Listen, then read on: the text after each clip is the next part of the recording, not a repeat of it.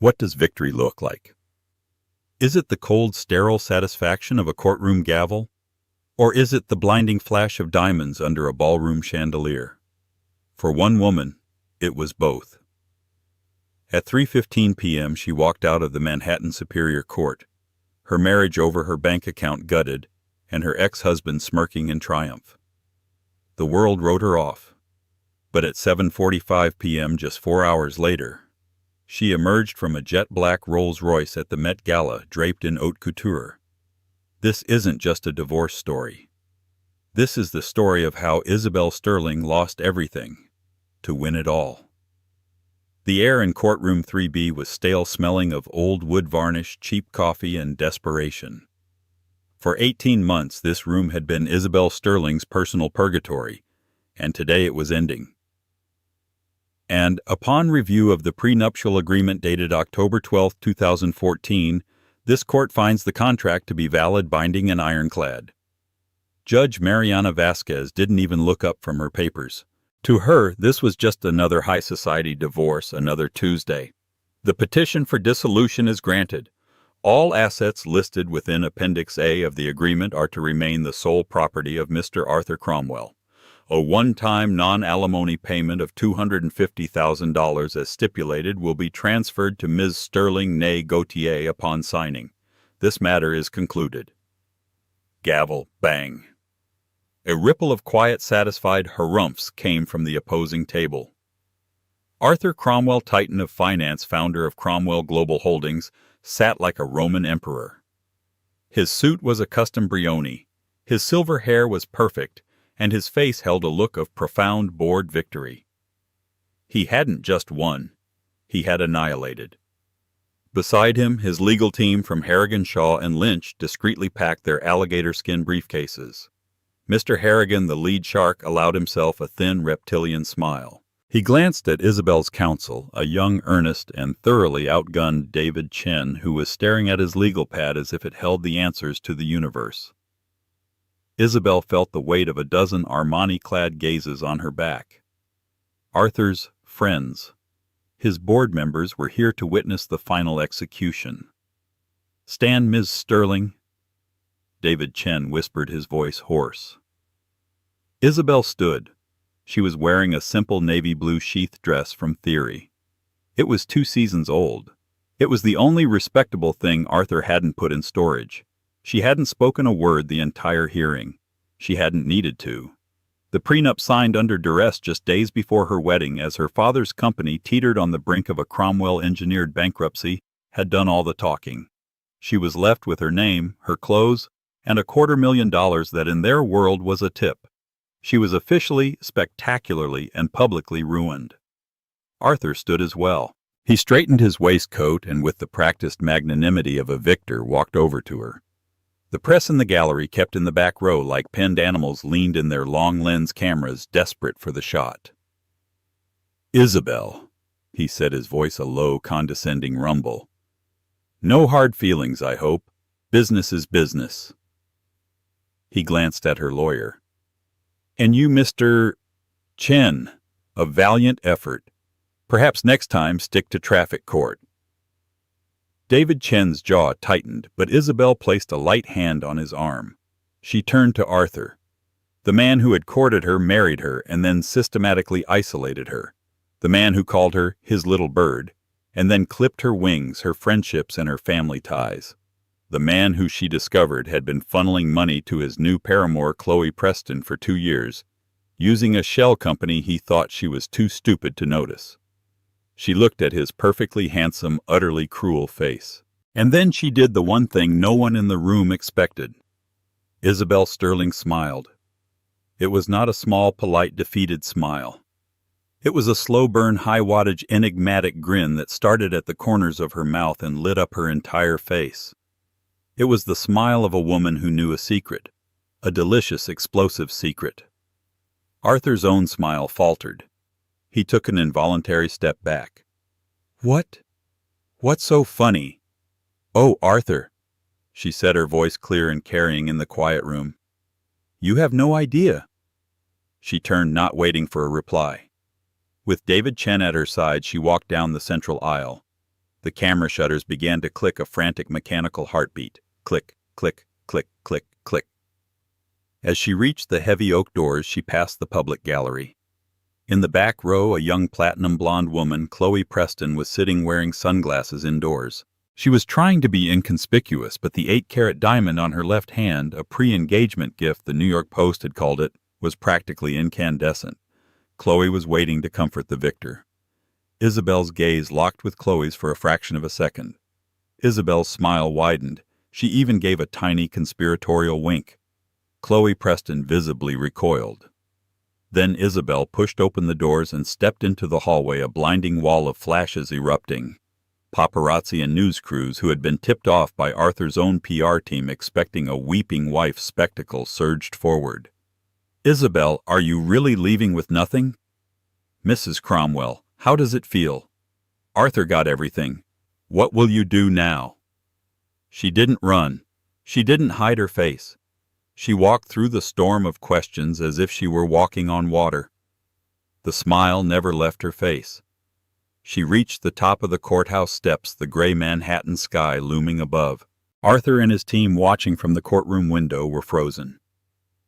"What is she doing?" Harrigan muttered, unsettled. "She's supposed to be crying." "It's hysterics," Arthur said, though a cold knot of dread was tightening in his stomach. "She's finally snapped. She'll be irrelevant by morning." On the steps, Isabel paused. She looked directly into the lens of a New York Times photographer. The smile was gone, replaced by a look of serene, unshakable confidence. She said nothing. She didn't need to. The picture would be on the front page of the style section tomorrow, but the world had the story all wrong. They thought they were watching a tragedy. Isabel Sterling knew they were watching the prologue to a triumph. "Phase 1 complete," David Chen murmured, shielding her as he opened the door to a waiting, generic-looking black sedan. Not a taxi, but certainly not a limo. "Flawlessly, David," Isabel replied, sliding in. The smile returned sharp as a diamond. He signed. He confirmed under oath that all assets were declared. He just put the noose around his own neck. The car pulled away from the curb, leaving the media circus to devour Arthur Cromwell, who finally emerged looking for the first time in his life utterly confused. To understand the smile, you must understand the cage. Isabelle Gautier had not been a gold digger. She had been collateral. Her father, Pierre Gautier, had owned a small, brilliant logistics software company. Arthur Cromwell, in his quest to monopolize the entire supply chain, didn't want to buy it. He wanted to crush it. He launched a hostile takeover, bleeding Pierre's company dry. Then he met Isabel at a charity benefit. She was 24, bright, with a degree in art history but a mind for systems and logic. He was charmed, and then he was obsessed. He made Pierre an offer. "I'll call off my dogs. I'll absorb your debt. I'll even give you a seat on a subsidiary board. All you have to do is introduce me to your daughter properly." Pierre, a broken man, had agreed. The marriage was a whirlwind, and then it was a prison. Arthur loved to show her off. "This is my wife Isabel," he would say at dinners at Percé or Le Bernardin. "She's beautiful, isn't she? Speaks 3 languages. But thank God she has me. She can't even balance a checkbook." The guests would chuckle. Isabel would smile. He slowly, methodically cut her off. Her old friends bored him. Her family was low rent. He gave her an allowance monitored by his financial office. He gifted her with a position as head of his charitable foundation, a position with no power, no budget, and a single task to look good in photos. For the first 2 years she was numb. She was the perfect porcelain trophy. She attended galas, hosted dinners, and died a little inside every day. The change came on a Tuesday. Arthur was in Shanghai. She was in his home office at their 60-acre Greenwich compound looking for a piece of letterhead for the foundation. His main computer was on. He never let her touch it. But his password, Icarus 77, the arrogance was one she'd known for years. She was just looking for the stationery folder. But she saw a different one labeled Projects.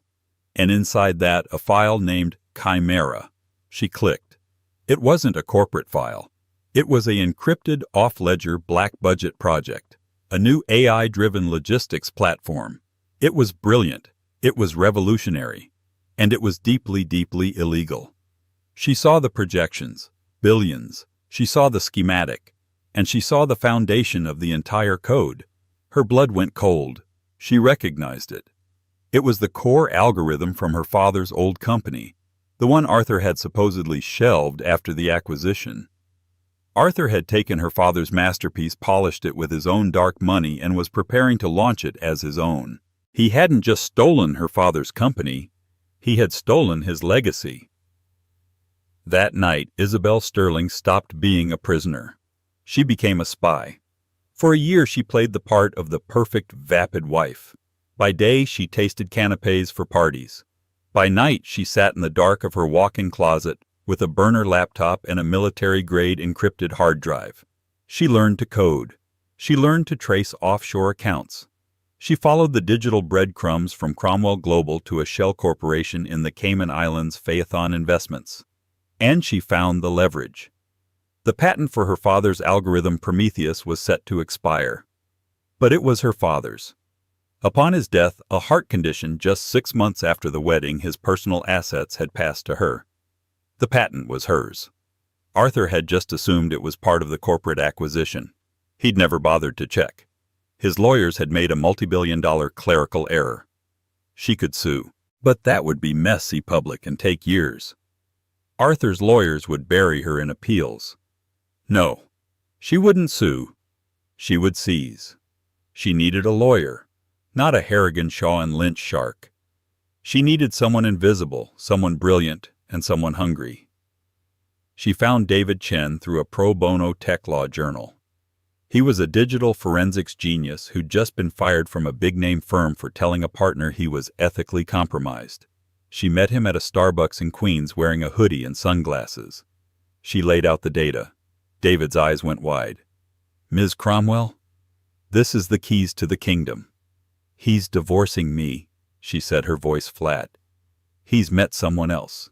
He's going to activate the prenup. He thinks he's leaving me with nothing." "He is," David said, looking at the screen. "He's leaving you with everything. He just doesn't know it's yours." The plan was hatched. It was simple. And it was brutal. Step 1. Let Arthur file for divorce. Step 2. Fight him on nothing. Make him believe she was weak, defeated, and broken. Step 3. Let him win. Let him go to court and under oath finalize the dissolution. Let the judge's gavel fall. Step 4. The moment the divorce was finalized, she would be Isabel Sterling again, and her premarital assets, including the Prometheus patent, were hers and hers alone. Arthur would have no spousal claim. Step 5. While Arthur was toasting his victory, Isabel and David would execute the real plan. They needed a partner, a whale. Someone with the cash, the infrastructure, and a deep-seated hatred for Arthur Cromwell. There was only one name on the list: Sebastian Vail, the 35-year-old new tech billionaire. A Silicon Valley enigma who had moved his Vail Digital Ventures to New York specifically, he'd said, to break up the old boys club. He and Arthur hated each other. Their rivalry was the stuff of Wall Street Journal legends. David Chen had secured a meeting. Isabel, dressed in her sad wife clothes, had presented her case. Sebastian Vail hadn't said a word for 10 minutes. He just looked from the data to Isabel and back again. Finally, he leaned back in his chair. "You're not a bird, Ms. Sterling. You're a dragon. You don't just want to escape. You want to burn his castle to the ground and build your own on the ashes." "I want what's mine," Isabel said. "You'll get it," Vail said. "And I'll get Project Chimera. And Arthur will get the SEC. I like it. My gala is on Tuesday, the night of your divorce hearing. It's fitting."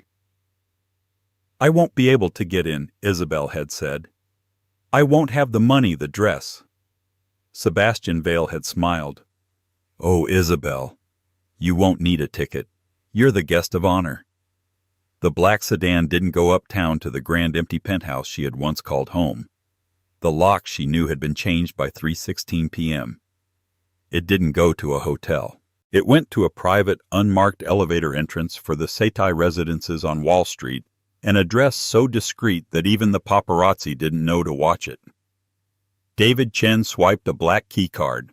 The elevator opened directly into a sprawling 5,000-square-foot penthouse. The floor-to-ceiling windows offered a staggering view of the Statue of Liberty. "Mr. Vale's personal residence," David said, checking his watch. "You have exactly 3 hours and 30 minutes." The apartment was not empty. It was a high-fashion, high-tech command center. In the living room, a team of 4 people stood waiting. A man with sharp glasses and a tape measure, a tailor, a woman with a cloud of pink hair, and a makeup case the size of a car battery, and 2 others who were unpacking garment bags with religious reverence. "Ms. Sterling," said the man who introduced himself as Antoine. "Mr. Vale sends his apologies. He is at the venue. He insisted you wear this. It just cleared customs." He unzipped the largest bag. Isabel gasped. It wasn't a dress. It was a work of art. A Schiaparelli custom haute couture. Black velvet so deep it seemed to drink the light with a built-in rib cage of anatomical gold embroidery encrusted with rubies. It was shocking. It was aggressive. It was, in a word, armor. "And these said the woman with the pink hair. She opened a Graf jewelry case. Lying on a bed of blue velvet was a necklace. A cascade of flawless ice-white diamonds centered by a single breathtaking canary-yellow diamond the size of a robin's egg. "It's too much," Isabel whispered, her hand going to her throat. "It's exactly enough," Antoine said. "The theme of the gala is the new gods. You are to be Persephone back from the underworld. Now vite." For the next 3 hours, Isabel Sterling was deconstructed and rebuilt. She was scrubbed, buffed, and massaged. Her respectable wife, shoulder-length hair was swept up into a severe, elegant chignon that exposed the neckline of the dress. Her makeup was dramatic, a smoky eye, pale, perfect skin, and a deep, blood-red lip. As they worked, David Chen was in the corner on his laptop, his own transformation happening. "The decree is filed," he said, not looking up from his screen. "You are officially Isabel Sterling. Your new bank accounts are active, funded by the initial wire from Vale." "And the Phaethon shell?" Isabel asked as the makeup artist applied a final dangerous-looking coat of mascara.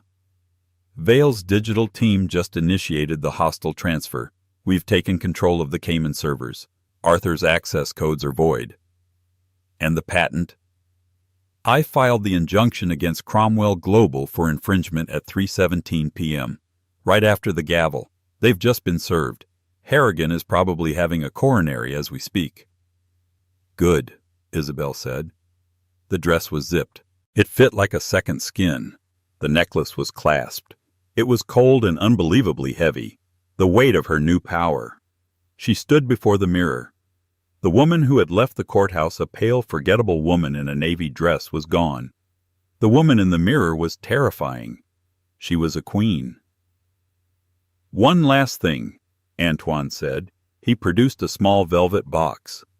Inside wasn't jewelry. It was a single black metal card, an Amex Centurion card. "Your new one," David said, smiling for the first time all day. "The name on the account is Sterling Industries." At 7:40 p.m., the elevator doors opened to the garage. A gleaming jet-black Rolls-Royce Phantom was waiting. "He'll be there, you know," David said, holding the door. "With her." "I know," Isabel said. "That's half the fun." The car glided into the Manhattan traffic, a silent black shark moving through the glittering water. The Metropolitan Museum of Art was lit up like a beacon, a modern-day Olympus rising from the dark of Central Park. The street was a logjam of limousines, flashing police lights, and the roar of a thousand-throated crowd pressed against barricades. This was not just any gala. This was Sebastian Vale's first Met Gala. He had personally donated $50 million to the museum to bring the Costume Institute into the 21st century, and had in turn been given carte blanche. The theme, The New Gods, Tech, Myth, and Power, was a direct shot at the old money of New York, and the old money had come just to show they were still relevant. The Rolls-Royce Phantom carrying Isabel bypassed the entire line, given a police escort directly to the base of the famous steps. "Who is that?" a Vogue correspondent whispered into her microphone. "They're getting the veil treatment. Not even the mayor got that." The door was opened by a discreet security guard. A single black Manolo Blahnik heel stepped out onto the red carpet. The press, who had been lazily photographing a B-list actress, collectively turned. A hush fell, then chaos. Isabel Sterling emerged from the car. The flashbulbs erupted a solid wall of light, a supernova. She was unrecognizable from the woman on the courthouse steps 4 hours prior. The Schiaparelli dress, the Graf diamonds, the sheer unadulterated audacity of her presence, it was a visual concussion. Is that Isabel Cromwell? No, it can't be. My God, the dress, who is she wearing? She's not on the guest list. At the top of the steps, posing for the main bank of cameras, stood Arthur Cromwell. He had recovered from his courtroom confusion. He was back in his element, holding court, his hand possessively on the waist of Chloe Preston. Chloe was wearing a slinky silver Versace gown. She looked beautiful, but in the way a brand-new luxury car looks beautiful, expensive, shiny, and replaceable. Arthur was in mid-sentence with a Wall Street Journal reporter when the roar from the crowd below changed. He turned annoyed at the interruption. He saw the black Rolls-Royce. He saw the dress. He saw the woman. His blood didn't just run cold, it froze solid. The WSJ reporter, sensing a story, said, "Arthur, isn't that—" Arthur's face was a mask of pure, unadulterated shock. His jaw was slack. He looked for a moment like a man who had seen a ghost. A very well-dressed, very expensive ghost. Chloe, seeing his reaction, turned. Her own spray-tanned, perfectly contoured face crumpled in on itself. The woman she had seen in court was a nothing, a nobody. This was a threat. "Arthur!" Chloe whined, grabbing his arm. "Arthur, who is she with? How did she get here?" But Arthur was speechless. Isabel began her ascent. She didn't rush. She walked up the steps one by one as if she owned them. She didn't look at the press. She didn't look at the crowd. And she absolutely did not look at Arthur and Chloe. She looked straight ahead. The press was screaming, "Isabel, Isabel, who are you wearing? Are you with a date? Ms. Sterling, how did you get an invite?" She reached the landing where Arthur and Chloe stood paralyzed. The air crackled with tension. The three of them were in a triangle of diamonds, silks, and pure hatred. Isabel paused just for a moment. She looked at Arthur. Her face was serene. She gave him the exact same smile she had given him in the courtroom. Then she turned to the lead Vogue correspondent, who looked faint with excitement. "Who are you wearing?" The correspondent thrust a microphone at her. Isabel leaned in. Her voice was velvet. "Schiaparelli. And this," she said lightly, touching the canary diamond, "is a gift. From a friend. And your name for the roster—" Isabel smiled. "It's not Cromwell," she said, her voice carrying over the microphones. "It's Sterling. Isabel Sterling." She turned from them, leaving Arthur and Chloe in her wake, two statues on a burning battlefield. As she reached the top of the steps, the grand doors of the museum opened. Sebastian Vale stood in the archway, backlit like a god. He was wearing a custom Tom Ford tux, unbuttoned with no tie. He was charisma made flesh. He hadn't been on the steps. He didn't need to be. He was the host. He walked forward, ignoring the cameras, and took Isabel's hand. He didn't shake it. He lifted it to his lips and kissed it. "Isabel," he said, his voice a low baritone that the microphones just caught. "You're late. I was starting to worry." "The underworld is a long way from here, Sebastian," she replied, not missing a beat. "Well," he said, offering her his arm, "welcome back to the light." Together the new gods they turned and walked into the Gala, leaving the world and one very enraged Arthur Cromwell to wonder what in God's name had just happened. The great hall of the Met had been transformed. It was no longer a hall of statues, it was a dark techno-Olympus. Black marble floors gleamed under strategically placed spotlights casting long dramatic shadows. The Temple of Dender wasn't just lit. It was alive, bathed in an electric blue light that pulsed in time with a low ambient electronic beat. The air was thick with the scent of Baccarat Rouge, 540, night-blooming jasmine, and the sound of quiet billion-dollar deal-making. Isabel's arrival with Sebastian Vale had the effect of a nuclear bomb. The whispering, which had been a polite background hum, spiked into a frantic high-frequency hiss. They had all seen the alerts from page 6 in the New York Post that afternoon. Isabel Cromwell left with nothing. Arthur Wynn's ex-wife gets the boot, not the loot. And yet here she was. "That's her," a woman whispered from behind a large floral display, her voice sharp with disbelief. "She's not supposed to be here. She's supposed to be, I don't know, in Brooklyn." "Look at the necklace," her companion hissed back. "My God, is that the Vale canary I thought it was in his private vault in Geneva? That's not a loaner. That's a deed. He gave it to her.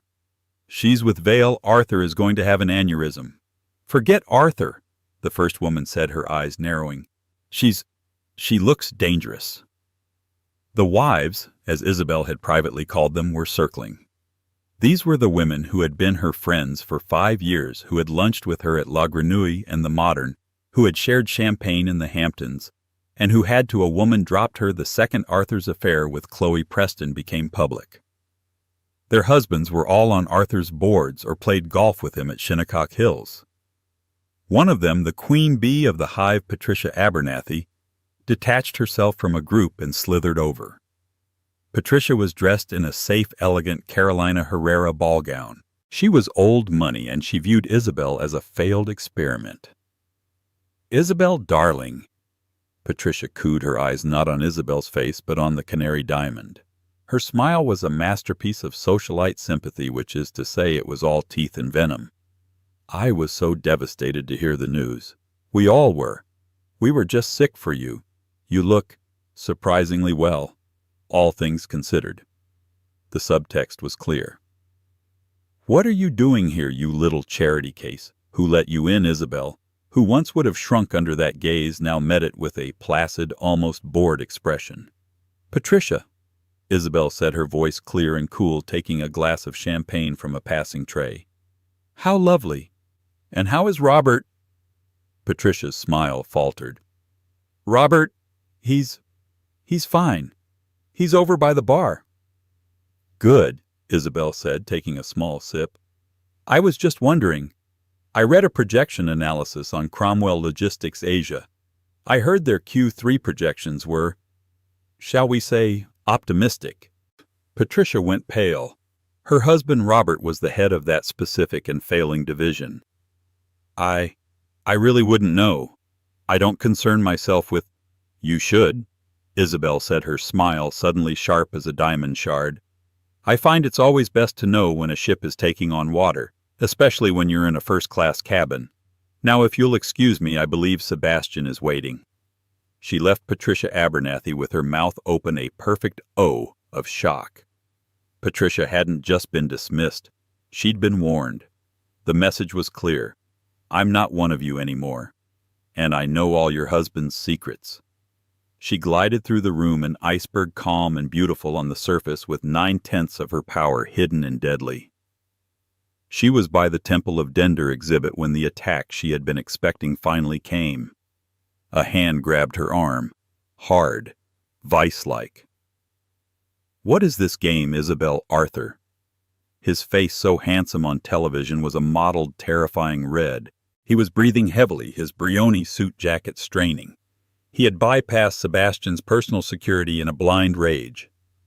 Chloe Preston was hovering a few feet behind him, looking like a scared child, her silver Versace dress suddenly looking cheap. "Arthur," Isabel said, her voice dangerously quiet. She looked pointedly at his white-knuckled fingers digging into the black velvet of her sleeve. "You're making a scene. Let go of my arm."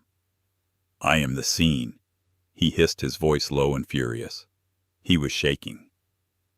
That car, that costume, that rock around your neck. Did you have him all along? Was this your pathetic backstabbing plan while you were crying in my house? He was so used to her flinching to her tears. He needed her to cry. Her calm was enraging him. What plan? Isabel asked, her voice light, genuinely curious. She didn't pull her arm away. She simply stood unmoving, forcing him to be the aggressor. My plan: to be publicly humiliated, to be thrown out of my home, to be given a payout that wouldn't even cover your bar tab at the Carlyle. You're right, Arthur. It's all gone exactly to my plan. He was momentarily wrong-footed. Then what is this? You're with Vale, my greatest enemy. You left the courthouse and ran straight to him. You think he'll take care of you? He'll drop you in a week, Isabel. He'll use you up and throw you away just like you did, she finished for him. He flinched as if slapped. The sound of his own arrogance mirrored back at him was too much. You bitch, he spat, his face inches from hers.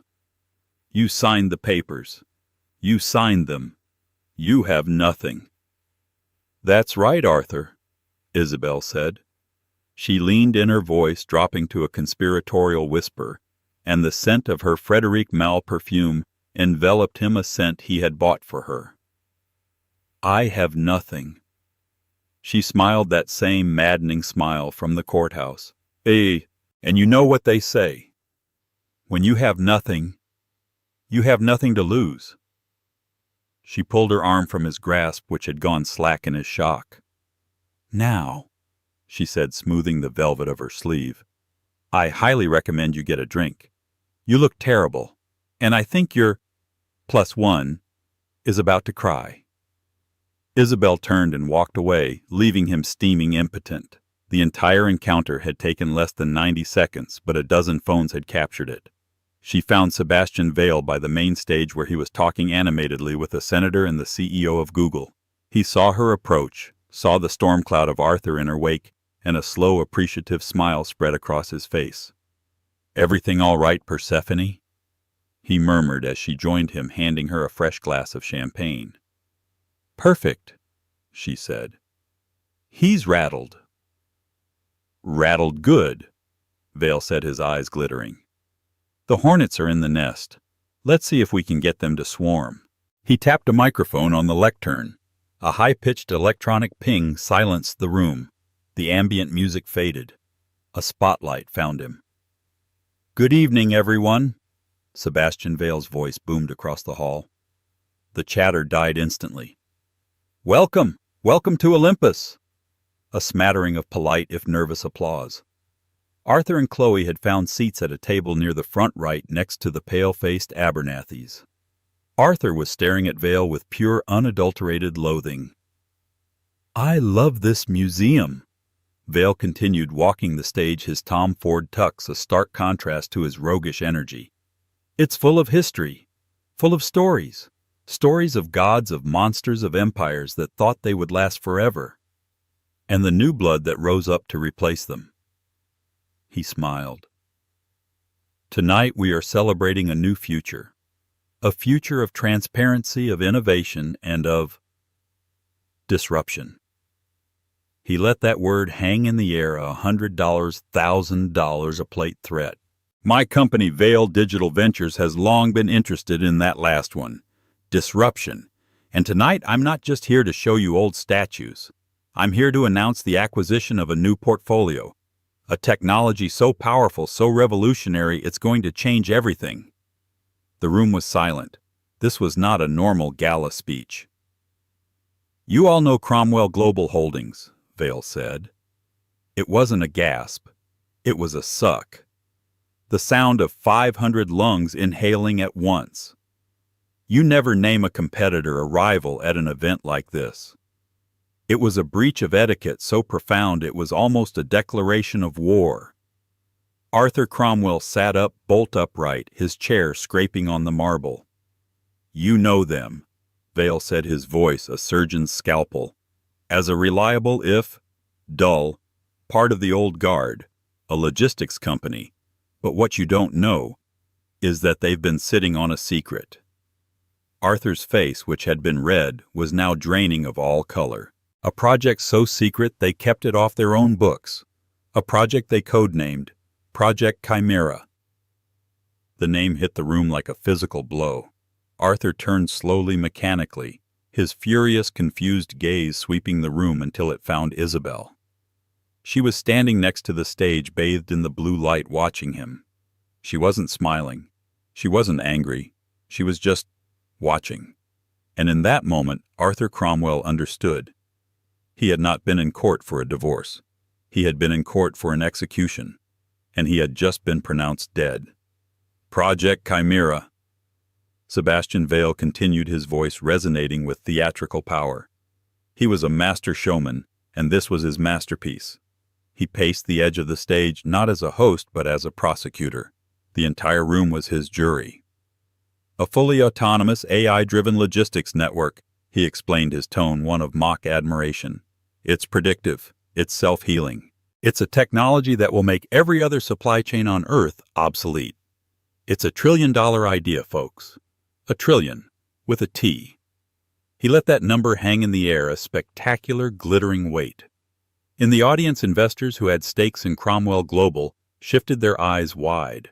$1 trillion project they'd never heard of, a project so secret, Vale said, his voice dropping, that Arthur didn't just hide it from his competitors. He hid it from his own board. He hid it from his shareholders. He hid it from the SEC. He funded it with off-ledger accounts, dark money, and a shell company in the Caymans. A collective, horrified gasp. This was no longer just a rivalry. This was a criminal accusation. Every phone in the room was not just recording, they were streaming. Arthur Cromwell was on his feet. "This is slander, Vale," he roared, his face a mask of purple rage. "You're a charlatan. You have no proof, you—" "Sit down, Arthur," Vale said. It wasn't a request. It was a command, cold and flat.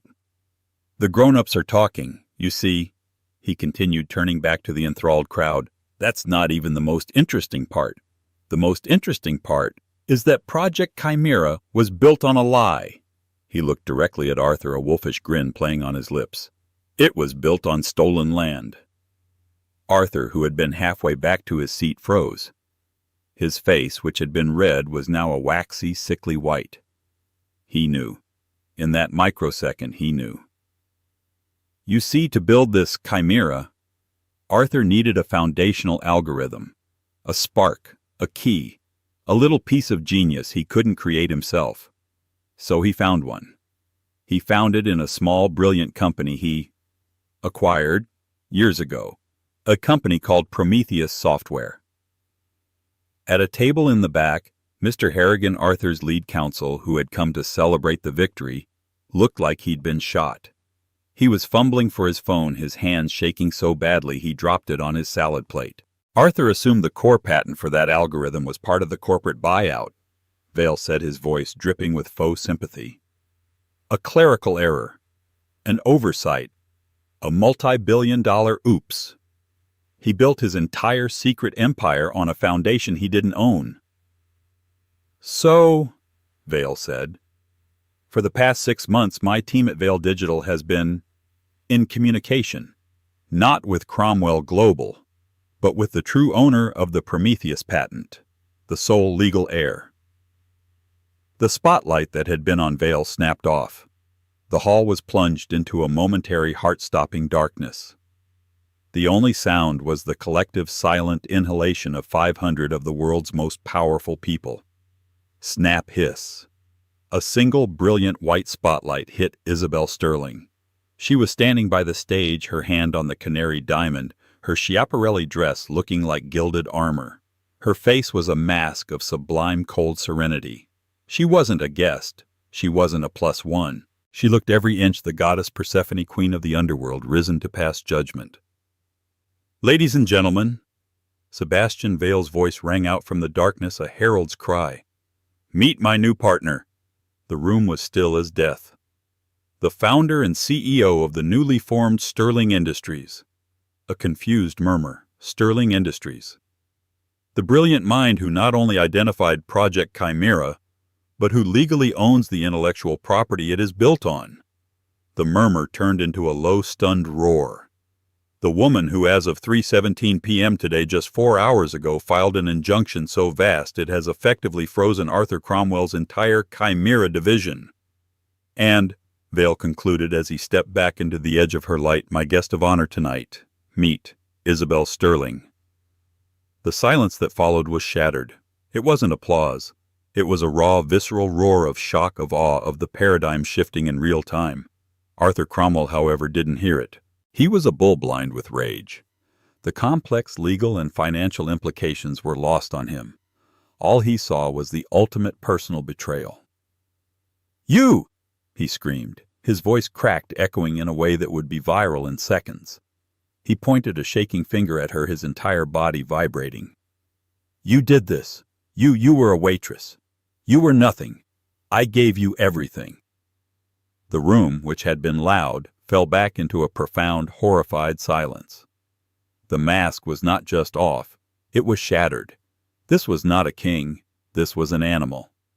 Isabel Sterling, however, did not flinch. She did not raise her voice. She simply looked at him. Then she began to walk. The crowd parted for her like the Red Sea. She walked, her heels clicking softly on the marble, directly toward his table. She stopped just feet from him. Sebastian had apparently given her a microphone because when she spoke her voice was calm, clear, and amplified, cutting through his ragged breathing. "I was overlooked," she said. Arthur recoiled as if she had struck him. "You and your entire team of high-priced lawyers overlooked me." She was no longer just speaking to him. She was addressing the room. "You thought I was stupid. You told your friends I couldn't balance a checkbook. You told me on our wedding night that my only job was to look pretty. So I did. I looked pretty and I smiled, while I watched you build your entire future on my foundation." She took another step. "You were so eager to get rid of me, so eager to lock me out and bring her in." She flicked a glance at Chloe, who looked like she was about to be physically ill. "You rushed that divorce. You didn't want to give me a single dime more than the prenup stipulated. And today," she said, her voice a silken surgical blade, "in court, in front of Judge Mariana Vasquez, your lawyer, Mr. Harrigan." She nodded to the back table where Harrigan looked like he was praying for a stray meteor. "He had you confirm under oath that all marital assets had been declared. You swore to the state of New York that the dissolution was final. You severed my finances from yours permanently." A single collective gasp rose from the crowd as they in that moment understood the trap. "You weren't divorcing me, Arthur," she said, her smile now a predator's grin. "You were liberating me. You signed under oath that you had no further claim on me or my assets. And my premarital asset, that Prometheus patent, its value just skyrocketed." Sebastian Vale stepped back to the lectern, a phone in his hand, a grim look on his face. "In fact," Vale said, his voice cutting in, "I have one more announcement. At 7:50 p.m. 10 minutes ago, the board of Cromwell Global Holdings, many of whom are in this room," he gestured to Robert Abernathy, who was now clutching his chest. "Isn't that right, Robert?" They held an emergency virtual vote. Given the catastrophic legal exposure, the impending SEC investigation for defrauding shareholders by hiding a multi-billion-dollar asset, and the fact that your primary R&D project is now the legal property of a competitor, they have voted unanimously to remove you as CEO, effective immediately. It was done. The execution was complete. Arthur Cromwell, a titan of industry, a new god in his own right, stumbled. He wasn't a god. He was just a man who had lost everything in 4 hours. "I'll destroy you," he choked out, his voice a ragged whisper. "I'll see you in court for the rest of your life. No, Arthur, you won't," Isabel said, and her voice was almost kind, which was the most terrifying part. "You're broke, or you will be." She looked at Chloe, whose face was a ruin of running mascara. "That lovely offshore account you'd been funneling money to Faithon Investments, a little nod to mythology. The son of the sun god who crashed his father's chariot? I picked the name myself. Isabel had controlled the shell company all along. All that money you've been sending to your girlfriend? Isabel continued.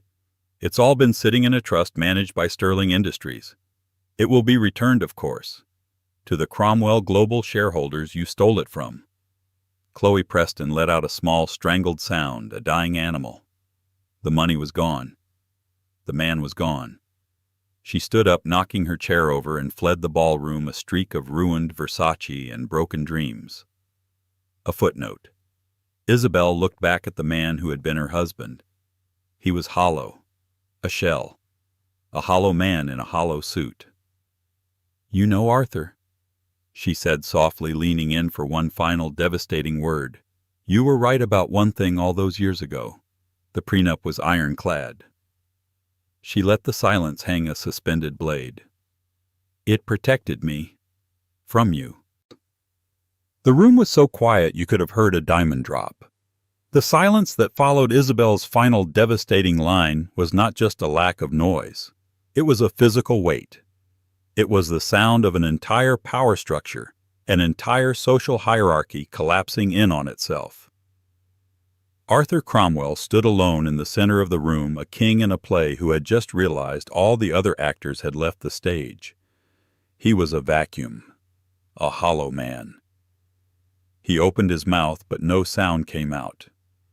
The rage had burned through him, leaving nothing but ash. He was no longer a threat. He was a relic. He was the old statue. She was the new god. He turned not with a bang, but with a slow, agonizing whimper. As he pivoted toward the grand exit, the spell broke. The first sound was the whir-click of a dozen cameras from the press pen which had just been unroped by Gala security. The second was the sudden savage eruption of flashes, a new supernova, this one illuminating his walk of shame. "Mr. Cromwell. Arthur, is it true? Are you stepping down? What is Project Chimera?" The questions came like bullets, but he didn't seem to hear them. He walked past the table where Robert and Patricia Abernathy sat. Patricia, who had tried to patronize Isabel an hour earlier, now looked at Arthur with something beyond pity, contempt. The contempt of the pack for a wounded and now useless leader. He stumbled on the top step, a small, pathetic lurch, before disappearing into the lobby, a fallen emperor swallowed by the very world he had sought to rule. The room, as one turned back to Isabel. The air crackled thick with awe-fear, and a new frantic recalculation. Every single person in that hall, the investors, the bankers, the socialites, the wives, was recalibrating their entire universe around this new fixed point. Isabel Sterling was not a +1. She was not a trophy. She was, as of this moment, the single most powerful woman in the room. And then Sebastian Vale, the showman, gave his final command. He signaled to the orchestra hidden on a balcony. The silence was broken not by chatter, but by the sweet, sweeping swell of a violin. A waltz. Strauss. It was classic, it was traditional, and in this context, it was an act of supreme audacious power. Sebastian Vale walked down from the lectern. He crossed the vast marble floor, his footsteps the only sound besides the music. He ignored the hundreds of phone cameras trained on him. He had eyes only for Isabel. He stopped in front of her. He didn't say a word. He just smiled, a look of profound, unadulterated admiration in his eyes. Then, with the entire New York oligarchy as his witness, Sebastian Vale offered a slight formal bow. "Ms. Sterling," he said, his voice low but carrying in the rapt quiet. He held out his hand. "I believe you promised me a dance." Isabel looked at his outstretched hand. She took a single deep breath. The adrenaline of the confrontation was fading, replaced by a feeling she hadn't recognized in years' clarity. The heavy graph diamond, which had felt like a costume, now felt like a coronation medal. The Schiaparelli dress was not armor. It was her skin. She was no longer the porcelain prisoner. She was no longer the unseen spy. She was, for the first time in her adult life, completely, terrifyingly, and wonderfully free. She placed her hand in his. "I believe I did, Mr. Vale." He led her to the center of the floor, the space Arthur's ghost had just vacated. As he put his hand on the small of her back on the gold-embroidered rib-cage of her dress, the music swelled. He spun her into the waltz. They moved as one, a vortex of black velvet and white diamonds. The crowd watched mesmerized. This was not a dance. This was a claiming of territory. This was the sealing of an alliance that had just toppled an empire. As they spun, Sebastian leaned in, his lips close to her ear. That, he whispered, his voice a mix of humor and pure astonishment, was the most hostile, elegant, and utterly catastrophic corporate demolition I have ever witnessed. The SEC is going to have a field day. The board. You turned them in 10 minutes. Isabel looked over his shoulder, her gaze sweeping the room of stunned faces. They were businessmen, Sebastian. She whispered back, a hint of steel in her voice. I just showed them the cost-benefit analysis. Arthur had become a liability. He laughed, a low, genuine sound. I'm half in love with you and half terrified of you. Good, Isabel replied as he spun her in a final grand flourish. Keep 'em guessing. It's my new motto. They stopped, the music fading into a respectful hush. The flashes returned, but they were no longer hostile. They were celebratory. The New York Times reporter already had his headline. The Vogue correspondent was already dictating the story of the dress, the diamonds, and the divorce that would redefine power in New York. Isabel Sterling had walked into court that morning as a victim. She was waltzing out of the gala as a billionaire, a CEO, and the undisputed new queen of a city that had tried to destroy her. She hadn't just gotten revenge. She had achieved a resurrection, and as she stood in the center of the floor, Sebastian Vale's hand still in hers, Isabel threw her head back, and for the first time her smile wasn't a secret or a weapon or a mask. It was just happy. They say revenge is a dish best served cold, but for Isabel Sterling, it was served hot, under the blinding lights of the Met Gala, in front of everyone who had ever written her off. Arthur Cromwell lost his company, his reputation, and his fortune, all because he underestimated the woman he thought he owned. The story of Isabel Sterling proves one thing: never ever mistake a woman's silence for surrender. Sometimes she's not just waiting, she's reloading. What did you think of Isabel's ultimate checkmate? Was it justice, or was it the most ruthless revenge plot of all time? Let us know your thoughts in the comments below. If you love stories of epic triumphs and in-depth drama, make sure to like this video. Share it with someone who needs a reminder of their own power. And most importantly, subscribe to our channel and hit that notification bell. You won't want to miss the stories we have coming up next.